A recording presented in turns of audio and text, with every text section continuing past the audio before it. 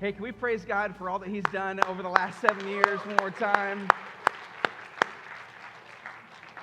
Man, I don't have that much money, but I do feel like the richest guy in the world when I think about just getting to be here for all that God has done for the last 7 years. I want to celebrate real quick the 25 people from our launch team 7 years ago that are still a part of our church family. Can we, as a whole church family, thank those that stepped out in faith 7 years ago to do this thing? And then, I'd be crazy not to just acknowledge, man, the last year has been special. And some new dear friends have joined our church family this year since, I guess, February a year ago. And I just woke up today just praising the Lord that I get to be a part of this. So my name is Joel. I get to be the pastor here.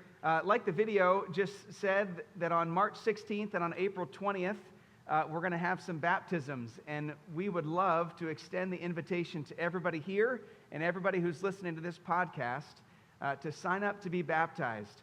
If you are a believer in Jesus, then the next step of faith for you is to declare that publicly in front of your church family. And so those are two opportunities for you. Jesus not only modeled it, but He commanded it. When you get baptized, it's essentially you asking your church family to help you, which is a sign of wisdom. It incites great joy among your church family. And one of the things that you don't think about, man, when someone gets baptized, it spurs other people on to take their next step of faith too. Those are 5 of a lot of reasons that I could tell you to be baptized. In fact, this week I had a conversation with somebody who's thinking about it. And this has happened a number of times over the life of our church where somebody is here at Three Creeks. They grew up in a different either denomination or way of faith, and they were baptized as a baby or as a child, and it didn't really feel like their decision. And now they're thinking about, man, maybe I should do this again. Maybe I should do it for me. But there's something inside of them that doesn't want to dishonor their parents or their extended family by getting rebaptized. It almost feels like it might take the significance away, or it might replace that baptism when they were a kid. And I just got to say, we've had a lot of people here get baptized as adults, as believers, making their own decision. And one memory I have specifically was a girl who grew up in a Catholic home and was baptized as a child, but really wanted to make that decision for herself as an adult. She was really nervous about the way that her family was going to take that. Did they feel like she was deserting them or something? And I remember watching her entire extended family sitting in all these seats right here. There wasn't a dry eye in the room, including with this family, because what I was able to say is that when you get baptized as an adult, you are not replacing that. You are confirming that. You are affirming that. You are saying, Mom, Dad, Grandma, Grandpa, these wishes that you had for me, these prayers that you prayed for me, as an adult person, I'm raising my hand saying, yes, I am in. I choose to follow Jesus publicly. And so if that has been your experience and you've just been wondering if you're allowed to get rebaptized or whatever, I just got to tell you that getting to do it as an adult person, making a decision for yourself and saying, hey, I'm a follower of Jesus, man, that's a really special moment that confirms a lot of the prayers that were prayed for you as a kid. So whether you are an adult or you're a kid or you have kids, man, we hope that you'll consider signing up. The invitation is extended to you to get baptized on March 16th or April 20th. And if you want to do that, text 3 Creeks to 97,000 and it'll send you the link. Sound good? All right. We're back in the book of Ruth. Last week 6, we've been here. I had a sneaky suspicion that it would be good, and for me it has been, and I hope it's been great for you too. It's just 85 verses, 4 chapters, tucked in the middle of the Old Testament, surrounded by lengthy books. If you're looking for the book of Ruth and you're not real familiar with the Bible, it'll be hard to find without the table of contents. It's that short. And yet we have discovered that it's one of the loveliest short stories that you'll read anywhere. And I hope what you've discovered that it's even so much more than that. And if you don't know that yet, man, today's the day where it all comes together. The story concludes the last 10 verses or so of Ruth chapter 4. I'll just, spoiler alert right now, it is a very happy ending for Ruth, for Boaz, for Naomi. It's a happy ending.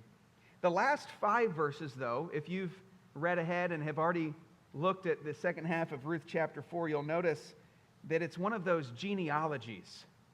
You know, the list of names that are hard to pronounce. Every time you try to read through the whole Bible and you fail, it's probably in the genealogies. You're going, who? From where? Why does this matter? Well, I got to tell you, the genealogy at the end of the book of Ruth, it's 5 verses long. It is the reason that Ruth, the book of Ruth, is in the Bible. It is the bow that ties all of this together. I'm gonna try my best to show you how significant all of these random names that are hard to pronounce are, not just to their lives, but to ours as well. The author of Ruth was very intentional to end this story with a genealogy. You know, when you're watching a show on Netflix or Amazon or wherever, and it gets to the end and the credits start to roll, what pops up in the bottom right part of the screen? The button that says, do you want to go to the next episode? Do you want to fast forward past the credits, past the names, if you will? We can't hit the button fast enough. We grab the remote and hit next episode right now. And today what I'm going to do is rip the remote away, hide it under the couch cushions, and say, hang on, let's read these names. Because this is why the book of Ruth is in the Bible. And I hope to show you, I hope to explain that well to you today. The original title I had for this message was Genealogies Are Cool. But I changed it, but I thought you'd want to know that. So Boaz gets the green light to marry Ruth. The wedding bells are ringing. Boaz gets to marry Ruth. And if you're just tuning in and you're going, who is Ruth? Who is Boaz? I don't have time to tell you the whole story. You can go back and listen to it on Spotify or YouTube or whatever. Here's what you should know. Boaz is a man, and perhaps more appropriately, he is the man. He is a man of standing. He has integrity. He's a man of God. He has farming fields. He is a well-respected man. He's an older man. And Ruth is a young widow from Moab. Her husband died. She's been given a death sentence. She's a foreign widow living in Israel. She's at the bottom. But her mother-in-law, Naomi, encourages Ruth to essentially propose to Boaz. And Boaz says, I will marry you, but we're going to do it the right way. And so he goes to the elders of the city. He checks in on making sure that this is according to the law. He's a man of standing. He's a good man. And the elders say, yes, Boaz, you may kiss your bride. And so here's Boaz's speech in Ruth 4. I think we read these verses last week, but I'll read them real quick one more time. Boaz says, I have acquired Ruth the Moabite, Mahlon's widow, as my wife. Today, you are witnesses. And the elders and all the people at the gate said, we are witnesses. May the Lord make the woman who is coming into your home like Rachel and Leah, who together built up the family of Israel. You read that and you go, wait, Rachel and Leah, who are they? Rachel and Leah are the 2 women that bore the 12 sons of Jacob, who turn into the 12 tribes of Israel. So if you're young, married, and don't have children yet, the pressure that you're feeling from your in-laws to give them a grandbaby, that's nothing compared to the pressure that Ruth is feeling. She's being asked to build a nation with her babies. And they say, may you have standing in Ephrathah and be famous in Bethlehem. Ephrathah is the county, Bethlehem's the city. And then catch this, verse 12. Through the offspring the Lord gives you by this young woman. May your family be like that of Perez, whom Tamar bore to Judah. Again, you go, Perez? Tamar? These people have not been mentioned in this story. What are they talking about? How does Judah come into this? Would you mind if I rabbit trail for no more than 4 minutes I promise to bring it back, but I've got to show you how cool this is. Fair warning, this is PG-13. But the reference to Tamar here is fascinating, and believe it or not, we get to talk about levirate marriage laws again. Come on. Let's go, Tyler. Tamar was the daughter-in-law of Judah. Judah's one of the 12 tribes of Israel. He's a big deal. And Tamar is his daughter-in-law. Tamar married Judah's oldest son, and Tamar is a Canaanite. She's a foreigner. Judah's son, his oldest son, dies, so Tamar is a widow, just like Ruth. So, according to the law, that means that Judah's got to give his second-born son to Tamar as a husband so that Tamar can have children and keep the family line going. Well, the second son, as funny as it sounds, he doesn't really want to have children with Tamar, because if he has children with Tamar, then technically they're his dead brother's kids. And he says, you know what, I'll sleep with her, but I'm not going to have kids with her because I want my kids to be the ones who carry on the line with my wife. Well, that's against the law and against God's plan. The second brother dies. So Judah says, well, it's still my obligation to give you one of my sons, Tamar, but my third son is too young to get married to you. And so the third son, he says, hang tight, let's let my third son grow up to be old enough to be married, and then he will marry you. He will give you children. Well, the third one grows up, and by that time, Judah actually changes his mind. He says, never mind, Tamar, I think you're kind of jinxed. I think you're bad luck. We're going to go a different route. Against the law at the time. Believe it or not, this is in the Bible. Tamar dresses up like a prostitute and goes and sleeps with Judah. She gets pregnant. Judah at the time doesn't have money to pay the prostitute, so he gives her some collateral. He gives her his signet ring and his staff. Tamar gets pregnant, leaves town for a little while, comes back with a baby bump. Judah says, what in the world have you been doing, Tamar?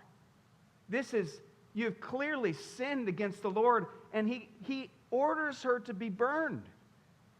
And she says, well, just so you know, the person whose baby I'm carrying is the owner of these. And she shows the ring and she shows the staff. It's Judah's. So he's caught, he's trapped, he's broken the law. And so Judah goes on to repent to the whole city for what he was saying that he would do. Tamar goes on, listen to this, to have twins. She's got twins.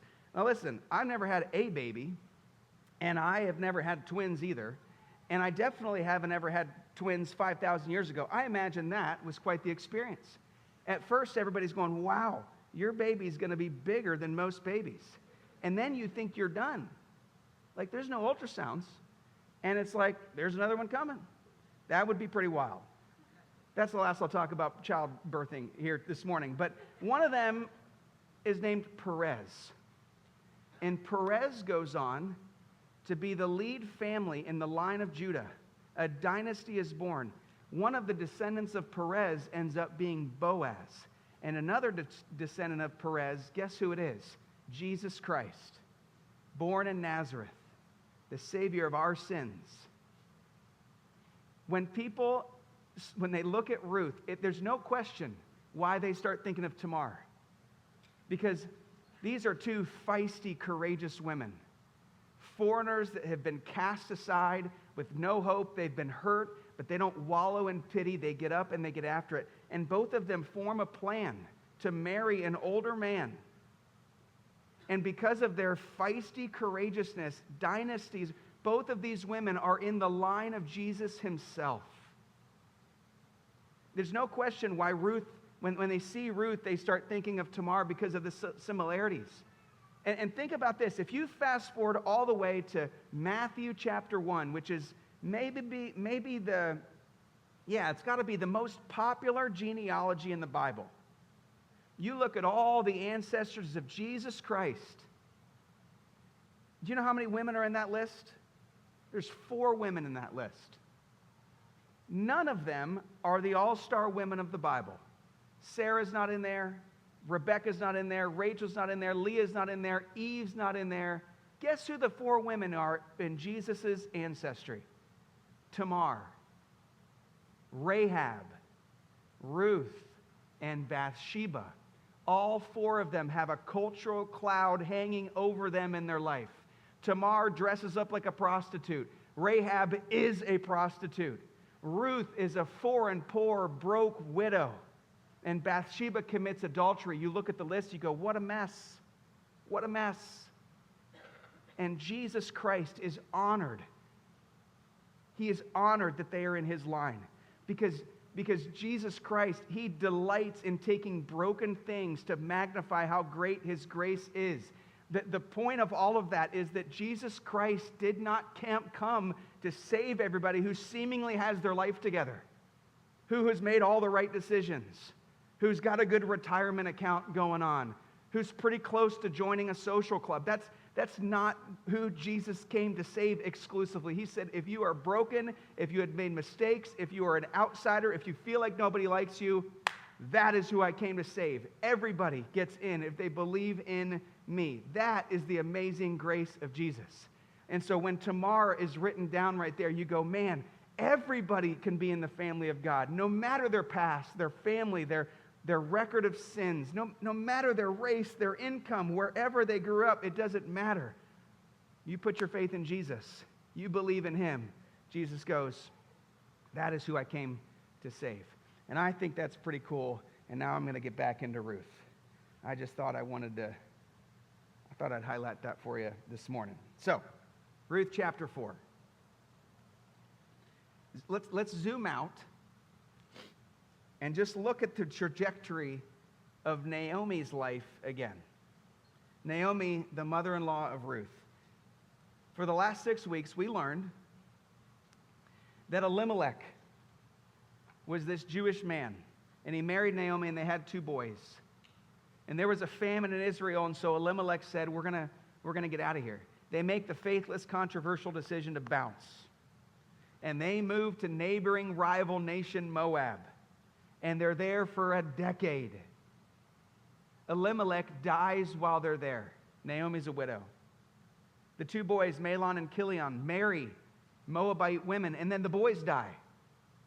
They leave their wives as widows. So we've got Naomi, the mother, with 2 daughters-in-law, Ruth and Orpah. Naomi catches wind. The famine is over in Israel, so it's time to go home.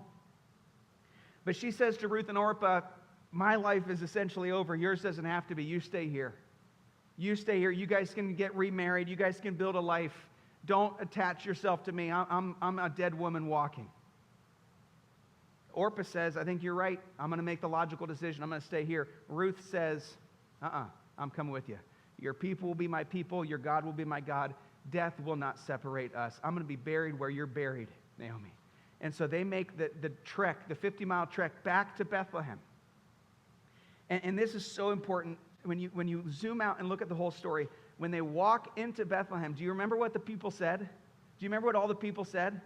They said, can this be Naomi? Is it really her? After all these years, is she back? Could this be Naomi? And Naomi says, do not call me Naomi. Call me Mara. Naomi is a word that means pleasant. And Naomi's saying nothing could be further from the truth. Call me Mara, which means the word bitter. And she actually goes on to launch accusations against God himself. That's how bitter her life feels. She feels like her life is over. She says, call me Mara. Apparently, nobody welcomed them in. Nobody said, come stay with us. We've got enough food for you, because Ruth feels compelled to get up and go out and glean on the edges of the field like a poor person, like somebody who doesn't have any food. And Ruth ends up, in chapter 2 it says, as it turned out, Ruth ends up in Boaz's field, which happens to be an extended relative of Naomi. And if you were here, you know this part of the story. Boaz is kind and he's generous, and he says, stay here in these fields. We'll take care of you. We'll protect you. You'll have enough food. Just stick with us, Ruth. Even though you're at the bottom of the social ladder, stick with us. We will take care of you here in our field. And Naomi is buoyed up a little bit by this favor that Ruth has found. Well, then, Naomi works up this courage to tell Ruth, hey, Ruth, you should make the first move on our man Boaz. Let's go see if this is God's man for you. Let's get dressed up a little bit. Let's put on some perfume. Go uncover the man's toes. And she does, and she goes, and she essentially proposes to Boaz after he has winnowed some barley on the threshing floor. You guys remember some of this stuff from a few weeks ago. And she says, essentially, will you marry me? And Boaz says, I will. Let me make sure that I'm doing it the right way. I've got to make sure this is according to the law, but I will do as you say. In fact, here, take some food. Let me go figure this out. And Naomi says, this is a man of action. I'll bet you we're going to know by the end of the day if he can do this or not. And sure enough, the elders approve, and they get married. Verse 13, so Boaz took Ruth, and she became his wife. When he made love to her, the Lord enabled her to conceive, and she gave birth to a son. And the women said to Naomi, praise be to the Lord, who this day has not left you without a redeemer. May he become famous throughout Israel. He will renew your life and sustain you in your old age. For your daughter-in-law, Ruth, who loves you and who is better to you than 7 sons, has given him birth. And then Naomi took the child in her arms and cared for him. And look at this. Look at it.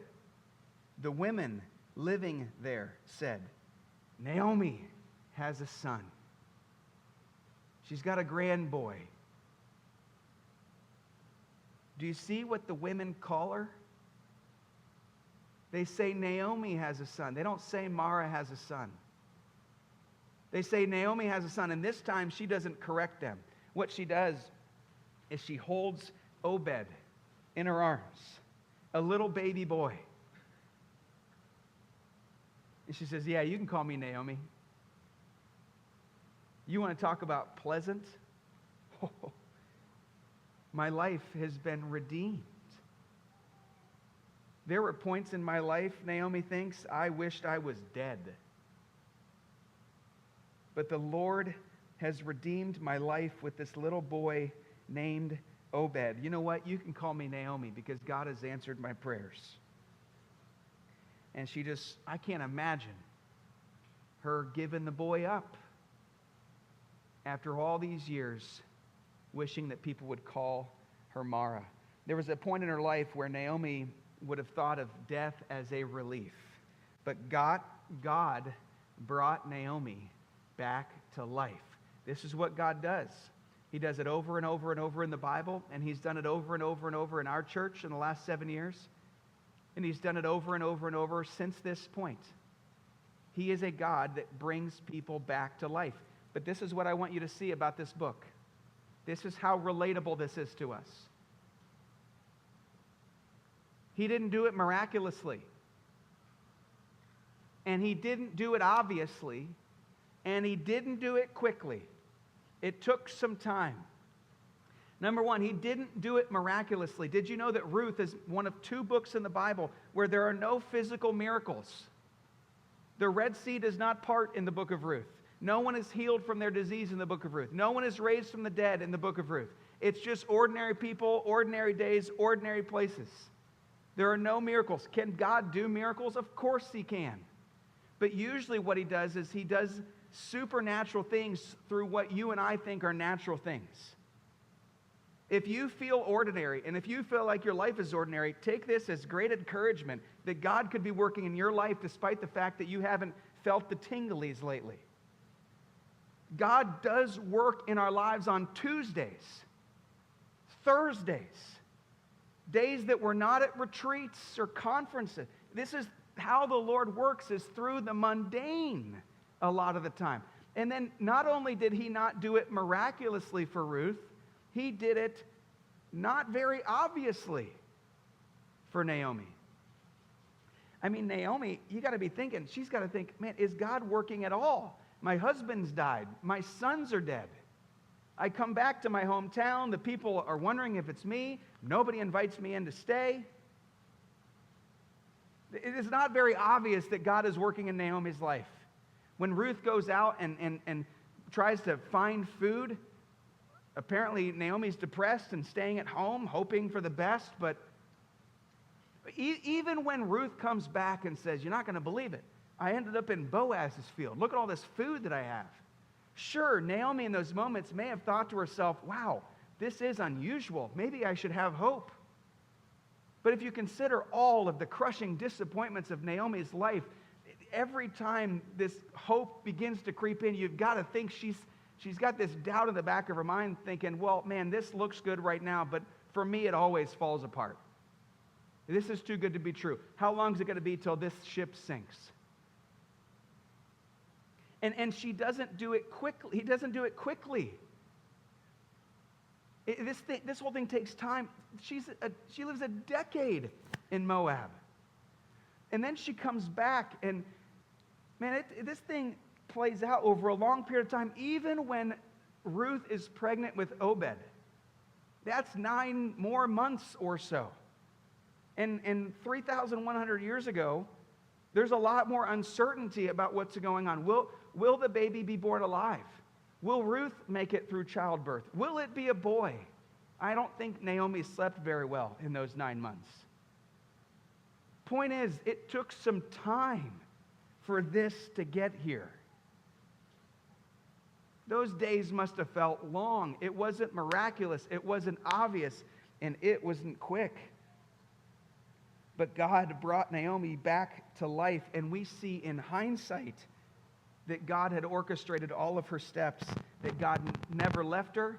That he never abandoned her. And that he was guiding her with his invisible hand the whole time. God was guiding Naomi. God was guiding Ruth. God was guiding Boaz. And we go, well, it just happened to be that she ended up in that field. Nope. They thought it was an ordinary day, but it was an extraordinary day. And you think you've been living a bunch of ordinary days, but maybe not. Maybe you're living in an extraordinary day. Listen, I told the people here this morning, with the holiday weekend, plus the snow, plus everybody in Columbus having the flu, the fact that you're here is not a coincidence. This is providence. You thought, oh, ordinary Sunday, let's just go do the church thing. No way. No way. This is where God does work. He does work in the ordinary events of our lives. I began to just ask some questions as I reflected through the whole story. What if Mahlon had never met Ruth in Moab? What if Ruth had done what Orpah did and stayed in Moab? What if they had taken another route back to Bethlehem and they were killed along the way? What if somebody had taken them into their house when they got back to Bethlehem and said, "Hey, stay with us. We've got enough food for everybody. Just stay here. Ruth, there's no need to go out and glean among the poor because you can just have enough food for us." What if somebody had done that? What if Ruth had gone to any other field? What if Boaz checked on his other fields the day that Ruth was there? What if Boaz didn't sleep very well the night before and turned up a little bit grumpy rather than a little bit generous? What if Boaz had the flu bug the night that everybody was winnowing barley in the threshing floor? That thing is contagious, man. What if? There's just a million things that had to happen for all this story to come together. God coordinates the story to be good for Naomi, and he brings her from death to life. None of it seems miraculous, none of it seems obvious, and none of it seems quick, but God's invisible hand was guiding them the whole time. This is what he does. This is what he does. And you think to yourself as you read that story, and even as you're sitting there now, let's just shoot straight. You think, wow, nice for them. Good story for Ruth. Special moment for Naomi. I'm sure Boaz is feeling great. Great story for them 3,100 years ago. How does this apply to my life?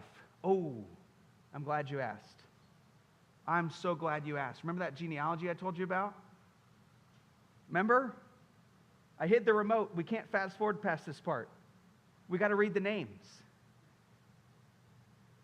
This genealogy, as I will show you, is the reason that the book of Ruth is in the Bible. This then is the family line of Perez. Perez was the father of Hezron. Hezron, the father of Ram. Ram, the father of Amminadab. Are you kidding me? This is exciting stuff. Amminadab, the father of Nahshon. Nahshon, the father of Salmon. Here we go. Salmon, the father of Boaz. Boaz, the father of Obed, the little boy that Naomi held in her arms. Obed, the father of Jesse. Ooh, that rings a bell. Jesse, the father of David, the one that killed Goliath, the seventh son of Jesse. The man after God's own heart, Israel's favorite king, not a perfect man, but the second king of the nation of Israel. And when David is the king of Israel, what does God say to him? God makes a promise to David. He says, your house, your kingdom will endure forever before me. Your throne will be established forever. In other words, David, one of your descendants will be the king of God's people forever. One of your kids, David, a descendant of yours will be the king of God's people forever. What I want you to see is that 3,100 years ago, a little boy was born in Bethlehem, and he redeemed Naomi's life. His name was Obed. And 1,100 years later, 2,000 years ago from today, another little boy was born in Bethlehem. Do you see the foreshadowing? And he can redeem your life. He can save you from your sins. He can bring you from death to life. His name was Jesus. And he was born to Mary in the same city that Obed was born. God promised it, and you can count on it. You see, all that happened in Ruth was not a coincidence. It was providence. Providence is a fancy word of saying God cares for us. He orchestrates our steps, and He is active among us. God's love and care for Naomi, Ruth, and Boaz, we can see it then, but it also, in an unbelievable way, was Him caring for us, knowing that one day He was going to send a Savior, and it was in the line of Boaz, Obed, Jesse, David, and ultimately Jesus. You can read about that in Matthew chapter 1. There's a pretty cool genealogy there. And with a story like this, man, hindsight's 20/20. Man, it's easy. It's easy to look back on Ruth's story, on Naomi's story, on Boaz's story, and say, hey, guys, if you just kind of stick with the plan, God is working. Hang tight. It's easy to see in hindsight that God is working things out for their good because we see the whole story. This is what faith does. Let me explain what faith in a good God does. Faith allows us to be in the middle of the story and still say things like, God is working in my life. If I were to ask you, how are you doing? And you would say, man, when you said the word Mara, bitter, that's how I feel. Faith allows us in that moment to say, but I know that God is working in my life. If you feel like Naomi and Ruth felt when nobody took them in and they had to go look for food, in other words, if you feel rejected or outcast or down or depressed or full of anxiety, what faith in a good God does, it allows us to zoom out and say, but even though I'm there, I can still trust that God is working in my life. I can't see it, I don't really feel it, but I believe it's true. Friends, this is not the power of positive thinking. This is not like, let's stir our emotions up to just think better and then we'll be better. This is a theologically grounded truth that God is working all things out for the good of those who love Him, period. If you love God, He is working things out for your good. And no matter where you put yourself on the story, I know it's easier to see when we look back. When we look back, we can see that, yeah, God was working, but to believe it in the moment, man, that's different. That takes faith to say, even though it doesn't feel like it, I think God is working in my life right now. And friends, through faith, years from now, we might look back on February 16, 2018, and we thought it was just an ordinary Sunday.